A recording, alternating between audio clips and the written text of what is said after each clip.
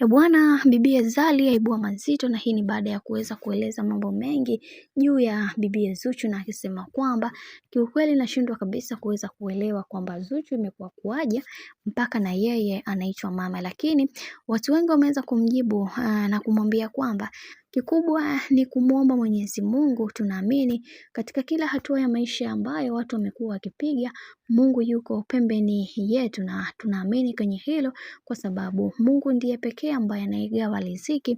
Lakini wewe umekuwa mwanamke ambaye hutamani kuweza kuona mwenza wako akifanikiwa katika maisha, na mara zote umekuwa ukimpiga vita na kumwambia hataweza kudumu katika ndoa hiyo. Sasa kiko wapi? Tazama maisha yanavyozidi kukupiga kwako, na unatamani kabisa kuweza kurudiana na bwana mkubwa Diamond Platnumz. Ifike kipindi uweze kuheshimu angalau hata watu, ili uweze kupata mambo mazuri zaidi katika maisha yako, kwa sababu umekuwa mwanamke mbaya na umewafanya watu wengi waendelee kukuchukia zaidi kwa hii tabia yako mbovu ambayo uliokuwa nayo, ya kupaswa kuweza kubadilika kabla mambo hayajaanza kuharibika, kwa sababu kuna mambo mengi ambayo yapo katikati yako, hivi ya kupaswa kuweza kusolve kabla mambo mengine hayajaharibika zaidi, kwani wewe sio mtu bora sana katika maisha, bali ni muuaji mkubwa katika maisha ya Bibiye Zuchu. Hivyo ya kupaswa kuweza kuondoka kwenye maisha yake na kujua time yako, kwa sababu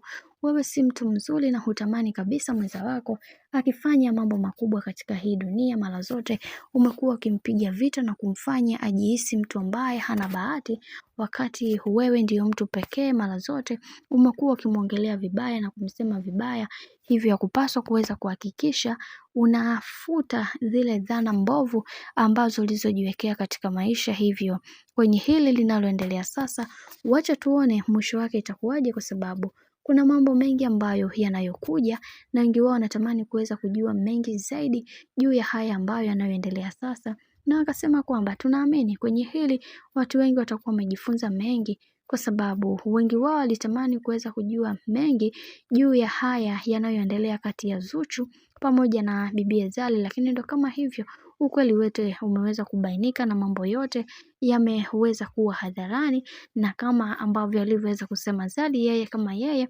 atahakikisha kila kitu kwa upande wake kinakwenda kuwa sawa. Lakini kwa bwana mkubwa Diamond Platnumz, na yeye tumeweza kuona amesimama imara na kusema kwamba hakuna chochote ambacho kitakachoendelea kwenye hili, kwa sababu mimi ndiye mwanaume pekee ambaye mwenye kuchagua na kujua ni mtu gani ni sahihi kwenye maisha yangu na ni mtu gani ambaye sio sahihi kwenye maisha yangu. Hivyo ni vyema kila mtu akajua time zake, na sitaki kabisa kuweza kuliingilia hili tena.